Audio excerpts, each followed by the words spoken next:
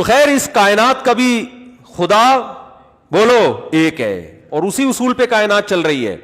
عقل کہتی ہے اس کا کوئی شریک نہیں ہے. اگر آپ یہاں عقل استعمال نہیں کرتے، اگر آپ ہندو ہیں اور آپ کے پنڈتوں نے آپ کو پتھروں کے بنے ہوئے بتوں کی عبادت پہ لگا دیا، تو قیامت کے دن یہ عذر نہیں چلے گا کہ اللہ یہ ہمارے باپ دادے ان پتھروں کی پوجا کرتے تھے اور ہم نے کئی دفعہ یہ دیکھا یہ بت کو ہوا میں اڑتا ہوا اور یہاں سے دودھ کی نہریں نکلتی ہوئی. اللہ کہے گا جس کے سامنے تم نے 4 روٹیاں رکھی صبح سے شام تک، وہ 4 کو 3 نہیں کر سکا، ٹھیک ہے نا، خوشبو پہ گزارا کر رہا ہے. وہ جمعے کے بیان میں کہا تھا نا میں نے، وہ خوشبو پہ گزارا کر رہا ہے. وہ پنڈت کہتے ہیں 4 روٹیاں بھگوان کھا کے ختم اس لیے نہیں کرتا کہ خوشبو پہ گزارا کرتے ہیں بھگوان جتنے نا.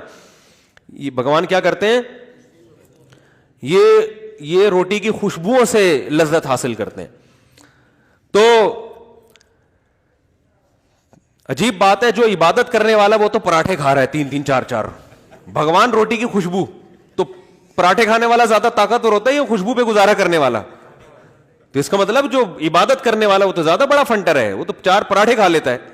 یہ بھگوان کے سامنے صبح سے ایک پلیٹ رکھی ہوئی ہے، ہلنے کا نام نہیں لے رہا. یہ عقل، یہاں آپ کو عقل استعمال کرنی ہے کہ جو بنے ہوئے ہوتے ہیں وہ معبود نہیں ہوتے. کیا قرآن کا انداز ہے، قرآن سمجھ میں ہی عقل مندوں کے آتا ہے. الہم ارجل یمشون بہا، اللہ فرماتے ہیں کیا ان کی ٹانگیں ہیں جن سے یہ چلتے ہیں؟ ام لہم ایدی یبطشون بہا، ان کے ہاتھ ہیں جس سے یہ پکڑتے ہیں. ام لہم اعین یبصرون بہا، کیا ان کی آنکھیں ہیں جس سے یہ دیکھتے ہیں؟ ام لہم اعین یبصرون ام لہم آذان یسمعون بہا، کیا ان کے کان ہیں جن سے یہ سنتے ہیں؟ ضعف الطالب والمطلوب، فرمایا جو ان کو طلب کرنے والے، ان کو چاہنے والے وہ بھی کمزور، اور جن بتوں کو تم چاہتے ہو یہ بھی کمزور. یا ایھا الناس ضرب مثل فاستمعوا له، اے لوگوں ایک مثال بیان کی جاتی ہے، غور سے سنو. کتنی آسان مثال. ان الذین تدعون من دون اللہ عباد امثالکم، یہ تمہاری طرح کی بنی ہوئی مخلوق ہے جن کو تم پوج رہے ہو، تمہارے جیسے ہیں یہ. اور کیا فرمایا کہ ایک جگہ تو سورہ حج میں اللہ نے چیلنج کیا، فرمایا کہ وہ کیا زبردست آیت ہے، میں اکثر پڑھتا ہوں، یا ایھا الناس ضرب مثل فاستمعوا له، غور سے سنو اس مثال کو اے لوگو. فرمایا کہ لن يخلقوا ذبابا ولو اجتمعوا له، یہ سارے تمہارے جتنے بت ہیں نا ہندوستان کے اور تھائی لینڈ کے اور برما کے، سارے بتوں کی گول میز کانفرنس بلاؤ. جتنے بت ہیں نا 50 والا بھی، 100 والا بھی، اور میڈ ان جاپان والا بھی، ہر طرح کے بتوں کی گول میز کانفرنس بلاؤ. اللہ فرماتے ہیں ان سب کو جمع کر کے کہو ایک مکھی بنا کے دکھاؤ. لن یخلقوا ذبابا، ہرگز ہرگز ایک مکھی بھی یہ نہیں بنا سکتے. وَإِن يَسْلُبْهُ الذُّبَابُ شَيْئًا، اللہ فرماتے ہیں مکھی بنانا تو دور کی بات، مکھی اس مٹھائی کو لے کے جب اڑتی ہے نا، جو مٹھائی ان کو خوش کرنے کے لیے ان کے سامنے رکھی ہوئی ہے، تو لَن يَسْلُبْهُمُ الذُّبَابُ کیا ہے، وَإِن يَسْلُبْهُمُ الذُّبَابُ شَيْئًا لَا يَسْتَنقِذُوهُ مِنْهُ، مکھی سے وہ مٹھائی کا ٹکڑا نہیں چھڑوا سکتے یہ.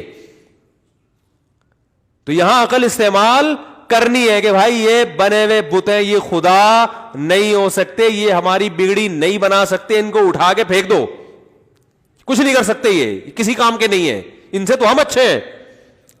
ابراہیم علیہ السلام نے کیا تھا نا، وہ سارے بتوں کو ٹنڈا پنڈا کر کے ایک کا ناک کاٹا، ایک کا کانک کاٹ کے نا ایک بڑے والے مسٹنڈے کے گلے میں جا کے کڑال لٹکا دیا انہوں نے. یہ ان کو سمجھانے کے لیے کہ یار تم تھوڑی سی تو کھوپڑی استعمال کرو.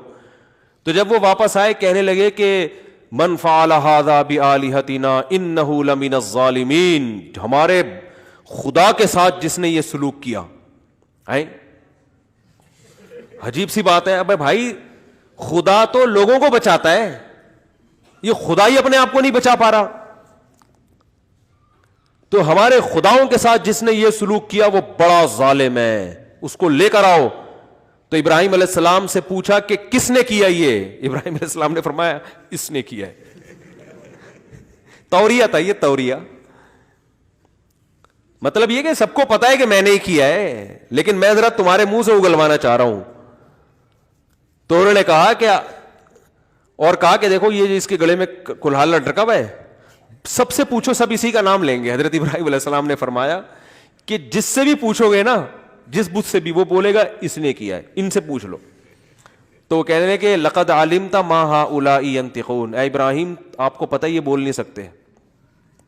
حضرت ابراہیم نے ان کی زبان سے اگلوایا یہ لفظ کہ یہ بول نہیں سکتے. حضرت ابراہیم نے فرمایا اف لکم, تف ہے تمہارے اوپر, جو بول نہیں سکتے, سن نہیں سکتے, اپنے مجرم کا پتہ نہیں بتا سکتے, صبح شام ان کے سامنے بیٹھے رہتے ہو.